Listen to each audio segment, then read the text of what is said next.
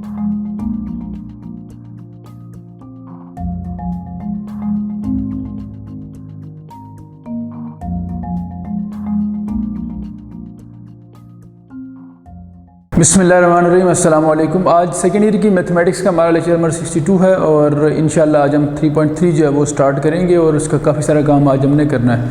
Last class में 3.2 मैंने complete करवाई थी आप लोगों को और अब 3.3 स्टार्ट कर रहे हैं। एक बात जो मैंने पहले भी बताई थी फिर बता रहा हूँ, आप लोगों के माइंड में ये बात क्लियर होनी चाहिए कि जो पूरा चैप्टर है ये आपकी ऑटो रिवीजन करवाता है। ऑटो रिवीजन से मुराद ये है कि आपको ख़ुद चीज़ें याद नहीं रखनी पड़ती। पिछला काम हर एक्सरसाइज नेक्स्ट एक्सरसाइज में इस्तेमाल हो रहा होता है, पिछला काम आपको रिवाइज़ करना पड़ता है मजबूरन। इसका फ़ायदा ये होता है कि आपकी रिवीजन ऑटोमेटिकली हो रही होती है और इस पूरे चैप्टर को आप एक एक्सरसाइज की तरह पढ़ सकते हैं। जैसे आप एक एक्सरसाइज में देखते हैं कि क्वेश्चन जो हैं वो बार बार उसी तरह के आपको नज़र आ रहे होते हैं, एक ही मेथड वाले क्वेश्चन। इस तरह इस पूरे चैप्टर के अंदर आपको ये फील ही नहीं होगा कि आप अगली एक्सरसाइज में चले गए हैं। अभी मैं ये शुरू करता हूँ, अगर मैं एक्सरसाइज की हेडिंग ना भी लिखता तो ये क्वेश्चन आप यही समझेंगे जैसे आपने इंटीग्रेशन का क्वेश्चन करना, चाहे वो 3.2 का है, 3.3 का है, 3.4 का है, 3.8 किसी भी एक्सरसाइज का है। तो असल काम इंटीग्रेशन है और पूरे चैप्टर में यही काम हमने करना है, इसलिए एक्सरसाइजेज मैटर नहीं करती, टॉपिक और टाइप मैटर करती है, किस टाइप का क्वेश्चन आप कर रहे हैं। तो ये मैंने 3.3 के स्टार्ट में क्वेश्चन 1, 4 और 5 तीन आपके सामने लिखें। पहले ये तीन अटैम्प्ट करेंगे, फिर मैंने ये सिमिलरिटी बनाई है 1, 4, 5, 6, 7, 10। तकरीबन 6 ऐसे क्वेश्चंस हैं कि जो एक ही तरह के हैं और ये 6 के 6 क्वेश्चन आप याद रखें कि इतने आसान क्वेश्चन है कि इनका MCQs में भी आने का चांस है और इनमें से कुछ MCQs में आए भी हुए हैं पास पेपर्स में। तो ये 10 क्वेश्चन टोटल एक्सरसाइज के अंदर कोई 22-23 क्वेश्चन बनते हैं, जिनमें से 10 क्वेश्चन जो हैं वो आपको एक कैटेगरी में MCQs के लेवल के मिल गए। तो ये कितना आसान हो गया हमारा काम कि आलमोस्ट 50% एक्सरसाइज एक ही तरह की आपको मिल रही है और ये है भी आसान काम। जैसा कि मैंने अभी आपसे कहा है कि आपको ये फील ही नहीं होगा कि आप 3.3 में आ गए हैं। आप ये समझें कि आप 3.2 के अंदर ही हैं और आप इंटीग्रेट कर रहे हैं सिंपल।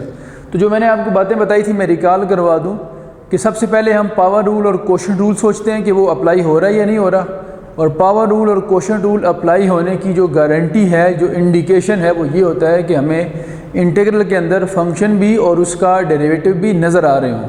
अगर हमें फंक्शन और उसका डेरिवेटिव नज़र आ रहे हैं तो इसका मतलब ये हुआ कि पावर या कोशेंट रूल एप्लीकेबल है। पावर रूल किसके लिए होता है? जो अदर देन -1 पावर्स होती हैं, और कोशेंट रूल किसके लिए होता है? जिसमें पावर -1 हो, यानी रेसिप्रोकल की फॉर्म में लिखा हुआ हो। तो यहाँ देखें आप, अगर तो ऊपर लिखा हुआ है -2x और नीचे लिखा हुआ है 4 - x²। आप सारे जानते हैं कि 4 - x² का जो डेरिवेटिव होता है, 4 का डेरिवेटिव क्या होता है? 0 और x² का क्या होता है? 2x।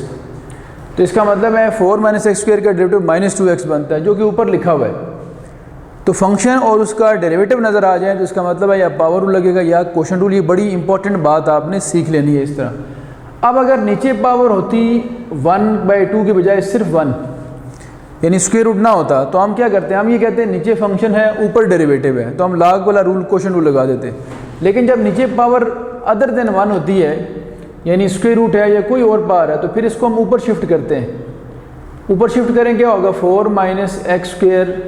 जब ये ऊपर शिफ्ट होगा तो ये बनेगा -1/2 और साथ। अब आप देखें ज़रा, तो ये आपके पास फंक्शन है, इसकी पावर है और साथ क्या है? इसका डेरिवेटिव है।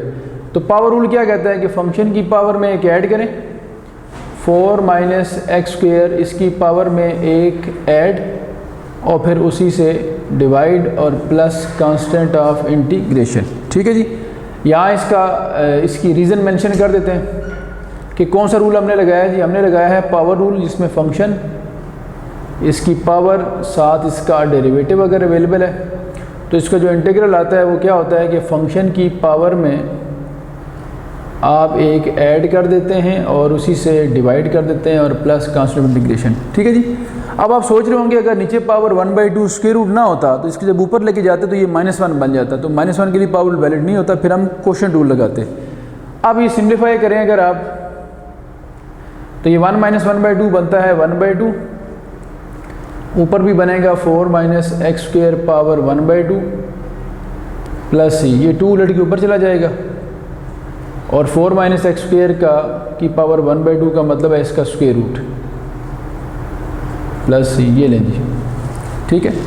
तो आप देख सकते हैं ये मैंने आपको समझाया है तो मेरा इतना टाइम लगा है, अदरवाइज़ अगर ये MCQs में आता है तो ये वाला स्टेप एक करना है आपने, ये करना है, उसके बाद आगे सिम्प्लीफिकेशन है, तो हार्डली आपके 20 सेकंड लगने और आप इसका आंसर बता देंगे।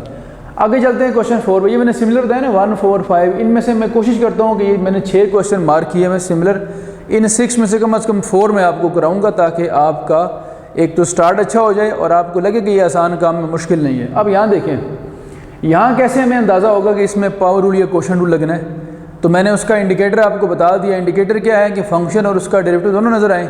तो हम जानते हैं कि log ऑफ x जो होता है, log ऑफ x का जो डेरिवेटिव होता है d/dx of log of x, ये होता है 1/x।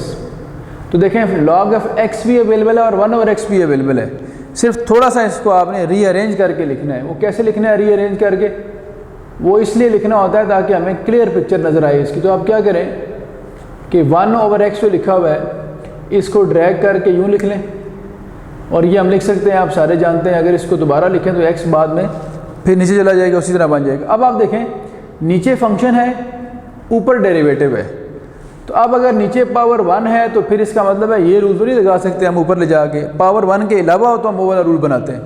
अब कौन सा रूल लगेगा? अब ये रूल अप्लाई होना है कि नीचे एक फंक्शन है और ऊपर उसका डेरिवेटिव है। तो अब रूल कहता है कि ये क्वेश्चन रूल बनना है log of f of x plus c। अब फंक्शन खुद log x है, तो log ऑफ f(x) का मतलब क्या होगा? log of x plus c। ये इसका आंसर आ गया। तो ये दो स्टेप वाले क्वेश्चन MCQs के लेवल के। इधर आ जाते हैं जी, अब हम ज़रा इसमें भी देख लें आप लोग खुद। ex का डेरिवेटिव ex ही होता है, तो ex का ex, 3 का 0, नीचे फंक्शन है ऊपर डेरिवेटिव है। अगेन वही पावर क्वेश्चन रूल लगा लें हम यहाँ पे। तो क्वेश्चन रूल क्या कहता है कि नीचे फंक्शन हो और ऊपर उसका क्या हो? डेरिवेटिव। तो क्या आंसर आएगा? Natural log of function. Function कौन सा है? ex plus 3। तो यहाँ जो है आपके पास नेचुरल लॉग ऑफ f(x), तो ये रूल हो गया। अब 3 का 0, ex का ex, नीचे फंक्शन है ऊपर डेरिवेटिव है, तो log ऑफ ex प्लस 3 और प्लस c, ये इसका आंसर आ गया। ठीक हो की बात। ये सारे क्वेश्चन आपने देखा है, 3 मैंने करवाए और तीनों में आपको मेरा नहीं ख्याल कि कोई मसला हुआ हो यहाँ पे। तो ये था इसका काम। MCQs में आए तो हम इतना शॉर्ट करके आसानी से इसको कर सकते हैं सॉल्व। अब हम आगे चलते हैं ज़रा, और ये जो बाकी हैं 6, 7, 10, उनमें से भी 1-2 मैं करवाता हूँ आपको ताकि वो भी आपको क्लियर हो जाए। अच्छा जी, अब मैंने ये पहले 3 आपको वो करवा दिया, अभी भी मैंने लिखी दी हैं और कोशिश करता हूँ कि सारे ही हो जाएँ, वरना एक आध का आपको हिंट दे दूँगा। अब यहाँ पे देखिए नीचे लिखा हुआ है x² plus 2bx plus c power 1/2 और ऊपर x प्लस b लिखा हुआ है। आप कभी अगर ऑब्ज़र्व करें तो x² का जो डेरिवेटिव है वो क्या होता है? 2x। 2bx इसका डेरिवेटिव होगा 2b और c का क्या हो जाएगा? 0। तो इसमें कॉमन अगर लें तो क्या आता है? 2, तो ब्रैकेट में क्या रह जाएगा? x plus b। इसका मतलब है इसका डेरिवेटिव ऊपर बन सकता है, x प्लस b है, सिर्फ 2 की कमी है, तो हम 2 से मल्टीप्लाई डिवाइड कर रहे हैं तो इसका डेरिवेटिव बन जाएगा। अब नीचे पावर अगर तो 1 होती तो फिर तो हम लगाते क्वोशंट रूल, इसको हम क्वोशंट रूल की वजह से करते। लेकिन नीचे अगर 1 के अलावा कोई पावर आ जाए तो फिर इसको ऊपर ले जाके पावर रूल बनाना पड़ता है। तो मैं यही करता हूँ, मुझे आइडिया हो गया कि इसका ऊपर डेरिवेटिव बन सकता है। तो सबसे पहले तो मैं इसको ऊपर लेके जाता हूँ, तो ये बनेगा x² plus 2bx plus c power, ये ऊपर जाके माइनस हो जाएगी। यहाँ क्या लिखा हुआ है? x प्लस b, ये x प्लस b मैंने आगे लिख दिया। अब इसमें डेरिवेटिव फंक्शन है, पावर है, डेरिवेटिव में 2 की कमी है, तो आप क्या करें? 2 से करें डिवाइड,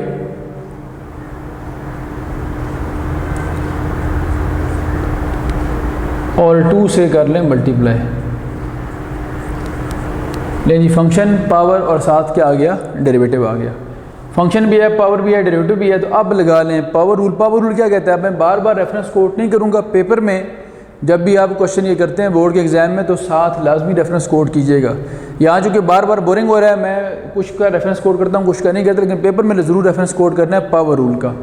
तो पावर रूल किस तरह होता है जी? आपके पास फंक्शन भी अवेलेबल है, पावर भी है, साथ डेरिवेटिव भी है, तो आप पावर में एक ऐड करेंगे और उसी से डिवाइड कर देंगे, यानी x² plus 2bx plus c, इसमें एक ऐड करें, उसी से डिवाइड करें, प्लस एक कांस्टेंट ऑफ इंटीग्रेशन।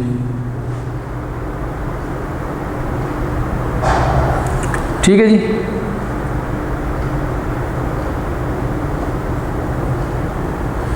अब ये जो बाहर 1/2 लिखा होता है तो अपनी जगह पे लिखा ही रहेगा। 1 - 1/2 भी 1/2 बनता है, तो 2 से क्या हो जाएगा कैंसिल, x² + 2bx + c और 1 - 1/2 1/2 रह जाएगा प्लस c। अब चूँकि ये भी c है पहले से, तो जब कांस्टेंट इंटीग्रेशन लिखेंगे तो उसको हम c प्राइम लिख देंगे ताकि थोड़ा सा डिफरेंट नज़र आए। और 1/2 पार का मतलब क्या होता है, स्क्वायर रूट,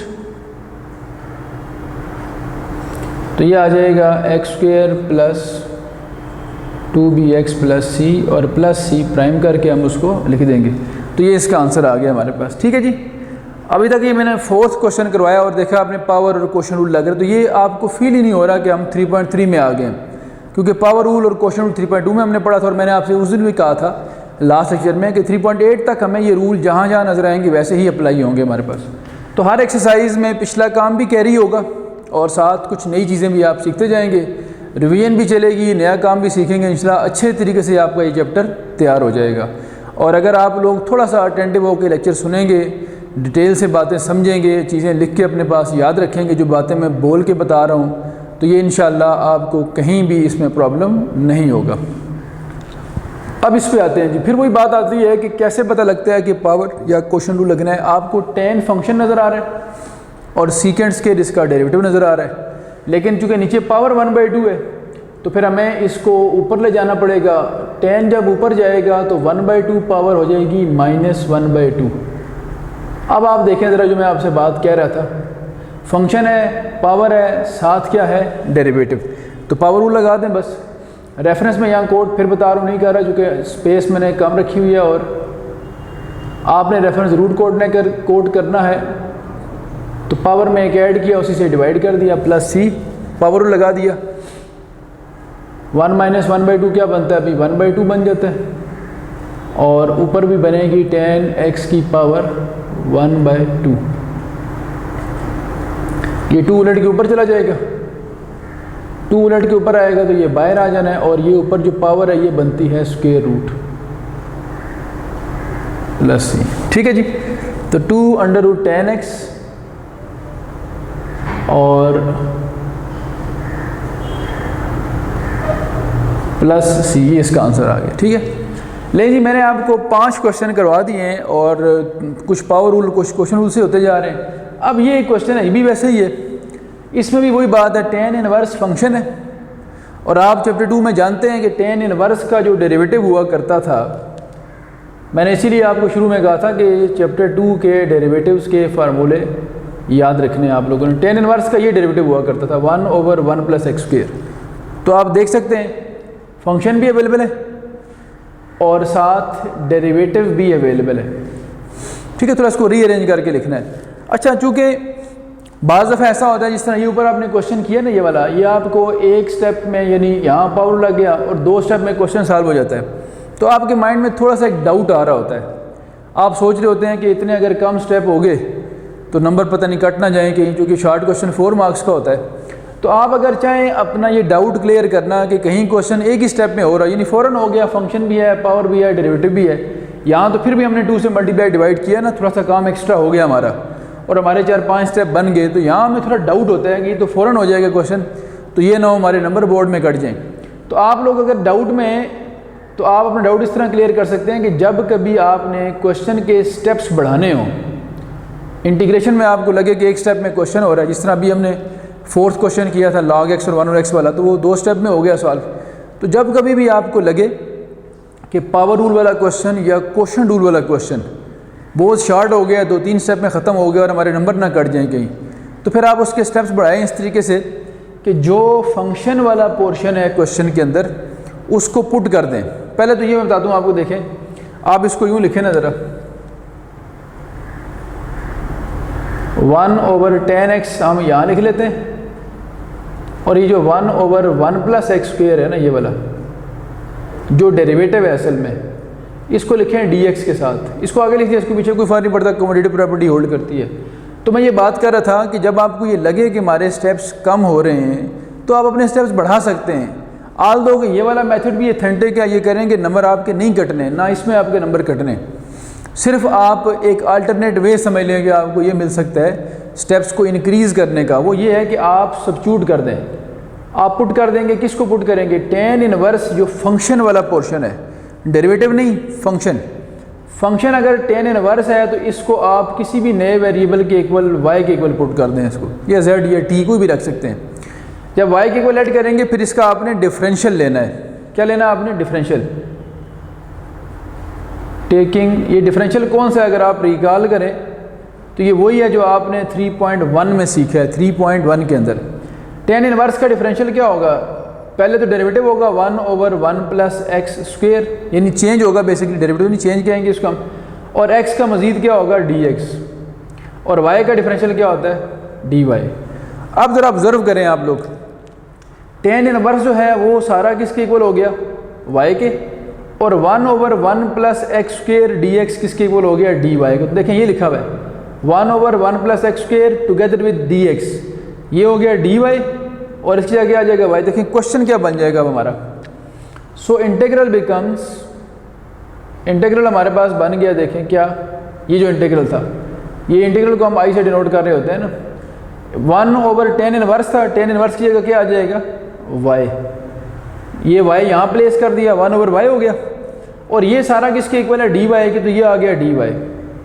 अब मुझे बताएं, एक सिंपल सा क्वेश्चन बन गया।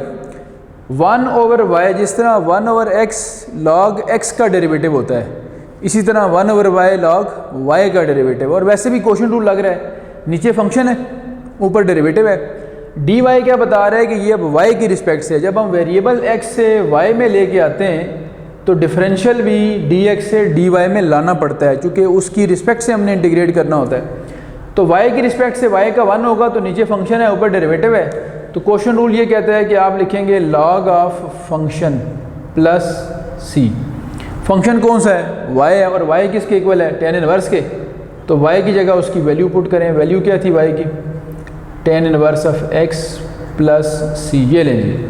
अब आप देख सकते हैं वही हुआ, वैसे भी टेन फंक्शन था और उसका डेरिवेटिव लिखा हुआ था, तो log ऑफ फंक्शन लिखना था हमने, लेकिन सब्स्टिट्यूट करने से 1 2 3 4 स्टेप हमारे और ऐड हो गए इसके अंदर, तो जो हमारा डाउट था वो क्लियर हो गया। और ये मैं फिर बता रहा हूँ कि ये इस तरह डायरेक्ट भी आप कर सकते थे क्वेश्चन रूल से, लेकिन ये सब्स्टिट्यूट करके करते हैं जब आप, तो आपके स्टेप्स बढ़ जाते हैं, थोड़ा सा आपकी जो कन्फ्यूजन है वो दूर हो जाती है, और आपका डाउट ख़त्म हो जाता है कि पता नहीं ये ठीक था या नहीं था, वो आपका काम ख़त्म हो जाएगा।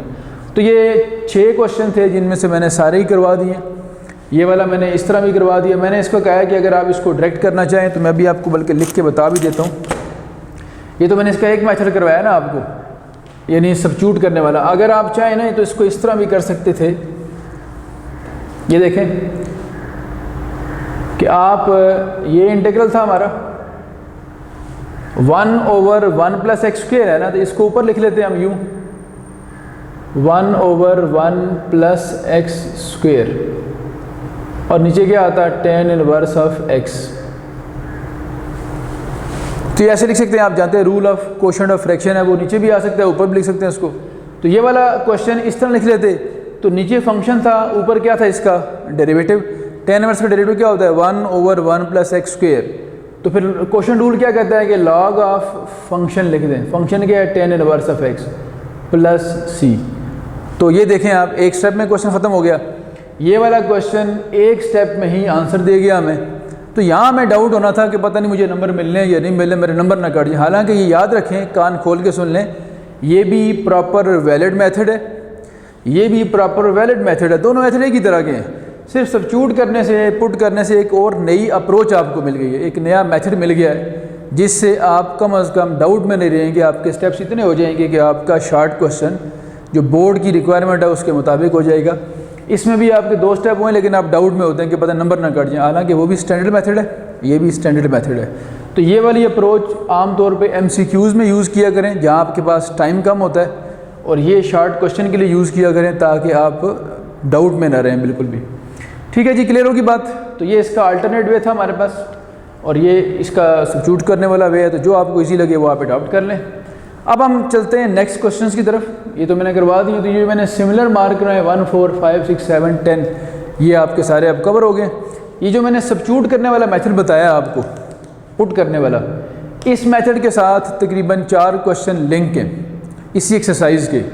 तो मैं चाह रहा हूँ कि वो चारों पहले कर लिए जाएं और आपने ये बात ऑब्ज़र्व करनी है कि ये एक्सरसाइज मैं क्वेश्चन वाइज नहीं कराऊँगा, क्योंकि आपको चीज़ें सिखानी हैं। आपको लकीर का फ़कीर नहीं बनाना कि क्वेश्चन 1 2 3 4 5 ऐसे करना शुरू कर दें। मैंने पहले कहा है कि ये एक्सरसाइज टॉपिक वाइज, ये चैप्टर टॉपिक वाइज पढ़ा करें। तो ये पहला टॉपिक था पावर क्वेश्चन रूल का, मैंने एक्सरसाइज के वो सारे क्वेश्चन इकट्ठे करके करवा दिया आपको। अब मैं करवाता हूँ सब्स्टिट्यूट करने वाले क्वेश्चन, जो मैंने ये आपको थोड़ा सा आइडिया दिया है। सब्स्टिट्यूट करने वाले जो क्वेश्चन होंगे वो भी तकरीबन आपको 4 मिल जाएंगे। वो चारों एक हम इकट्ठे पहले मार्क कर लेते हैं, फिर एक एक करके उनको सॉल्व करते हैं। आपको लगेगा कि सारे का सारा काम वहाँ भी इसी तरह से होना है, तो ये आप लोगों के लिए आसानी हो जाएगी। तो आज हम कोशिश करेंगे कि इसके तकरीबन 10 to 15 क्वेश्चन जो हैं वो हम इसके कर लें। अच्छा जी, अब मैंने ये अगली जो चेन है वो मार्क करवाई है आपको। 12, 15, 16 और 19 ये 4 क्वेश्चन हैं जो कि सब्स्टिट्यूशन से होंगे और सब्स्टिट्यूट करना पड़ेगा कुछ हिस्सा में। सबसे पहले जो मैंने आपको बात समझाई, जो प्रीवियस रूल्स हैं हमारे पास, पावर, कोशेंट और रिवर्स रूल, ना यहाँ पे पावर रूल एप्लीकेबल है, ना कोशेंट रूल एप्लीकेबल है और ना ये रिवर्स हो रहा है, और इसकी कोई अल्टरनेट फॉर्म भी हमारे लिए फिजिबल नहीं बन रही। तो फिर हम ये कर रहे होते हैं कि फिर हम यूज़ करते हैं सब्स्टिट्यूशन। उसमें क्या होता है कि हमें देखना पड़ता है कि कौन कौन से फंक्शन इन्वॉल्व हैं। आप अगर ऑब्ज़र्व करें 12 में, 15 में और 16 में जो कॉमन बात है वो ये है कि ये साइन काज वाले क्वेश्चन है, और ये आप सारे जानते हैं कि साइन का डेरिवेटिव कॉज और काज का डेरिवेटिव माइनस साइन होता है। तो ये बड़ी आसानी हो जाएगी हमारे लिए इस हवाले से। तो इन सारों के अंदर आप देखें तो साइन काज ही नज़र आ रहा है आपको। अब करना क्या हमने वो देखें, करना हमने ये थोड़ा सा इसको ऑब्ज़र्व करना है। जैसे ये देखें ऊपर डी थीटा जो है ये लिखा हुआ है किसके साथ, साइन के साथ, ठीक है जी। और साइन जो है वो किसका डेरिवेटिव होता है, माइनस कॉज का। तो जो डी थीटा के साथ लिखा होगा ये सोचना है कि ये किसका डेरिवेटिव बन सकता है।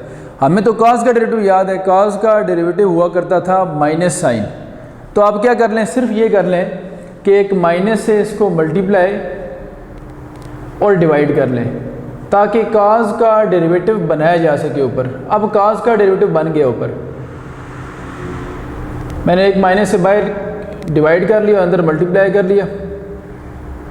अब अगर तो नीचे सिर्फ ये लिखा होता ना, सिर्फ काज लिखा होता, तो मैं कहता 1 का 0 है और काज का माइनस साइन है, तो लॉग यानी कोशेंट रूल लगा देता है यहाँ पे मैं। लेकिन नीचे जो है वो सिर्फ काज नहीं लिखा हुआ, काज के ऊपर स्क्वायर भी लिखा हुआ है।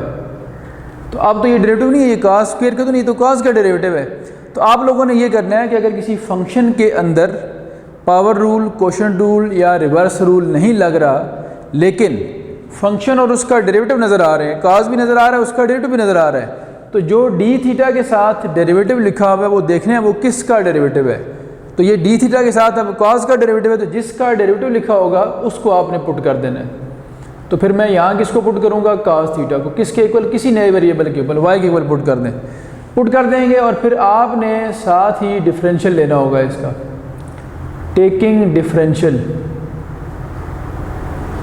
डिफरेंशियल लेंगे तो क्या होगा, काज का माइनस साइन थीटा, थीटा का डी थीटा और वाई का डी वाई। तो अब आप नोट करें ज़रा बात कि काज थीटा की जगह वाई आ जाएगा और minus sine theta D theta की जगह डी वाई आ जाएगा। तो क्वेश्चन की शेप क्या बनेगी, देखें ये जो इंटीग्रल था हमारा, सो इंटीग्रल बिकम्स बाहर माइनस का साइन, ऊपर जो लिखा हुआ है सारे का सारा, ऊपर जो लिखा है वो किसके इक्वल आएगा, ये इक्वल आएगा आपके पास डी वाई के, और नीचे क्या बनेगा 1 प्लस कॉस स्क्वायर है ना, कॉस वाई के बराबर है, तो कॉस स्क्वायर किसके बराबर होगा, वाई स्क्वायर के। अब मैं थोड़ा इसको रीअरेंज करके लिखता हूँ ताकि सही तरह क्लियर हो आपको। 1/1 plus y square d y यहाँ लिख लें। तो आप जानते हैं जिस तरह 1/1 plus x square tan inverse x का डेरिवेटिव होता है, इसी तरह 1/1 plus y square tan inverse of y का डेरिवेटिव होगा। तो ये बनेगा -10 inverse of y plus c. और अब आप y की जगह उसकी वैल्यू प्लेस कर दें। y की क्या वैल्यू थी हमारे पास, y की वैल्यू थी 10 इनवर्स ऑफ, y की वैल्यू cos थीटा थी, तो 10 inverse of cos theta plus C इसका आंसर आएगा। ये सब्स्टिट्यूशन का आपने दूसरा क्वेश्चन देख लिया।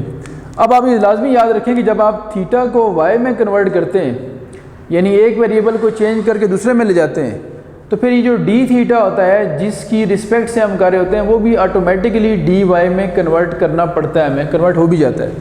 तो ये दो चीज़ें जब थीटा वाई में आएगा तो डी थीटा डी वाई में आ जाएगा, इसलिए हमें डिफरेंशियल ले के उनकी वैल्यूज़ को चेक करके कन्वर्ट करना पड़ता है। अब यही सेम काम यहाँ करते हैं। तो यहाँ आप देखिए ऊपर क्या लिखा हुआ है, कॉज एक्स, और लिखा हुआ किसके साथ है, डी एक्स के साथ। तो मैं रिपीट करता हूँ बात, डी एक्स के साथ जो डेरिवेटिव लिखा होगा वो देखना है वो किसका है। तो वहाँ तो साइन था तो हमने माइनस से मल्टीप्लाई डिवाइड किया, तब काज का माइनस साइन बना। यहाँ तो सिंपली काज लिखा हुआ है और काज होता है साइन का डेरिवेटिव। इसका मतलब यहाँ क्लियर है बात हमें कि इस क्वेश्चन में अगर हम सब्स्टिट्यूट करेंगे तो हम साइन को सब्स्टिट्यूट करेंगे। तो दो जगह साइन लिखा हुआ है और ये जो ऊपर है ये डेरिवेटिव है साइन का। तो आप क्या करें, आप पुट कर दें साइन ऑफ एक्स को वाई, और फिर साथ क्या करना है आप लोगों ने, टेकिंग डिफरेंशियल। साइन का क्या होगा, कॉज एक्स, एक्स का डी एक्स, वाई का डी वाई। तो ये देखें कॉज एक्स डी एक्स पूरे का पूरा डी वाई के बराबर आ गया, और जहाँ जहाँ साइन एक्स लिखा था वो वाई के बराबर। तो ये क्या बनेगा इंटीग्रल, देखें आप। सो इंटीग्रल बिकम्स, ऊपर आ जाएगा डी वाई, यहाँ आएगा वाई और साथ आ जाएगा लॉग ऑफ वाई। ठीक है जी। अब इसी एक्सरसाइज का आज हमने क्वेश्चन 4 किया था, ये बिल्कुल क्वेश्चन 4 बन गया। आप देख सकते हैं अपनी बुक में और अपने नोट्स में, और ये वीडियो भी रिवाइंड करके आप देख सकते हैं कि इसमें आपको क्वेश्चन 4 में क्या मिला था। वहाँ था 1/x dx, यानी 1/x log x और साथ dx था, ये 1/y की फॉर्म में आ गया। तो मैंने कैसे करवाया था आपको याद होगा, मैंने इसको यूँ लिखा था, इस 1/y को ड्रैग करके ऊपर लिख दें इस तरह से, नीचे क्या आ गया log ऑफ y dy। अब नीचे फंक्शन है ऊपर डेरिवेटिव है, log ऑफ y का 1/y होता है, तो नीचे फंक्शन हो ऊपर डेरिवेटिव हो तो क्वोशंट रूल लगाते हैं। तो क्या होगा quotient rule, log of y, ये फंक्शन है ना, तो फंक्शन का log ले लेना और प्लस क्या आ जाएगा c, और फिर आप लोगों ने y की जगह उसकी वैल्यू पुट करनी है। y किसके इक्वल है, साइन x के। तो जहाँ जहाँ y लिखा हुआ है वहाँ क्या आ जाएगा, sine of x plus c। ठीक है जी। इसी चेन का आप ये तीसरा क्वेश्चन देख लें। यहाँ फिर वही बात है, साइन काज वाला क्वेश्चन है, साइन में से और काज में से एक फंक्शन होगा और एक क्या होगा, डेरिवेटिव। तो थोड़ा इसको रीअरेंज करके लिखें। तो रीअरेंज करके लिखने का ये पर्पज़ है हमारा कि हमें क्लियर नज़र आए कि किस को सब्स्टिट्यूट करना है हमने। तो log of sine x over sine x को आप इधर रख लें, ये जो काज है इसको आगे लिखें, कॉज एक्स डी एक्स। यहाँ डी एक्स के साथ साइन था तो आपने काज पुट किया, यहाँ डी एक्स के साथ काज तो आपने साइन पुट किया।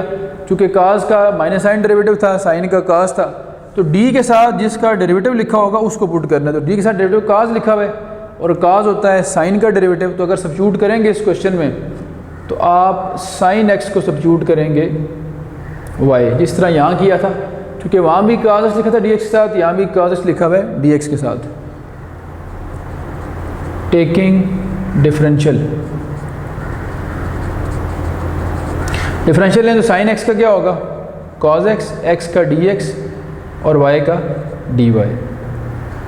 ठीक है जी। अब सारी वैल्यूज हमारे पास अवेलेबल हैं। कॉज एक्स डी एक्स की जगह हम वाई लिख देंगे डी वाई, और जहाँ जहाँ साइन है वो हम क्या लिख देंगे वाई। ये अगर आप लिख चुके तो मैं इसको रेज करता हूँ और यहाँ पे हम इसको कम्प्लीटली सॉल्व कर लेते हैं। फिर एक हमारा 19 रह जाएगा इस चेन का क्वेश्चन, तो वो भी करके इंशाल्लाह फिर इस टॉपिक को हम क्लोज कर देंगे। चलें जी, अब लिखें क्या बनेगा। सो इंटीग्रल बिकम्स,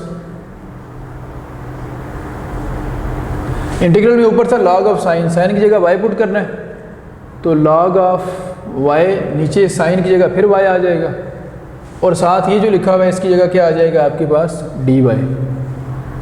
तो ये देखें, अब ये आपका जो पिछली एक्सरसाइज थी 3.2, उसके क्वेश्चन नंबर 2 का एक पार्ट इसकी तरह का था, ये अब उससे मैच कर रहा है आपका। तो अब log y और y ये जो लिखे हुए ये दोनों का आपस में रिलेशनशिप क्या है, इसको आप यूँ लिखें, log ऑफ y पावर 1, और ये नीचे y लिखा हुआ है इसको साथ यूँ लिख लें 1/y करके। तो फंक्शन log ऑफ y है और log y का डेरिवेटिव क्या होता है 1/y, पावर कितनी है 1, तो फंक्शन है पावर है साथ डेरिवेटिव है, तो फिर पावर रूल लगेगा। पावर रूल ये कहता है कि फंक्शन की पावर में एक ऐड करें उसी से डिवाइड करें तो 1 + 1 2 हो जाएगा, डिवाइडेड बाई 2 हो जाएगा। और y की जगह y की वैल्यू प्लेस कर दें। y की वैल्यू क्या थी? y की वैल्यू रखी थी हमने sin x, क्योंकि जिस वेरिएबल में क्वेश्चन हो answer must also be in the same variable, उसी वेरिएबल में आंसर भी होना चाहिए। तो क्वेश्चन अगर x में है तो फिर आंसर भी किस में होना चाहिए? x में। और यहाँ इस रूल का रेफरेंस कोड कर दें। रूल कौन सा लगाया आपने कि फंक्शन हो, उसकी कोई पावर हो, साथ उसका क्या हो? डेरिवेटिव। तो आप क्या करते हैं, फंक्शन की पावर में एक ऐड करते हैं, उसी से डिवाइड करते हैं और प्लस कांस्टेंट ऑफ इंटीग्रेशन।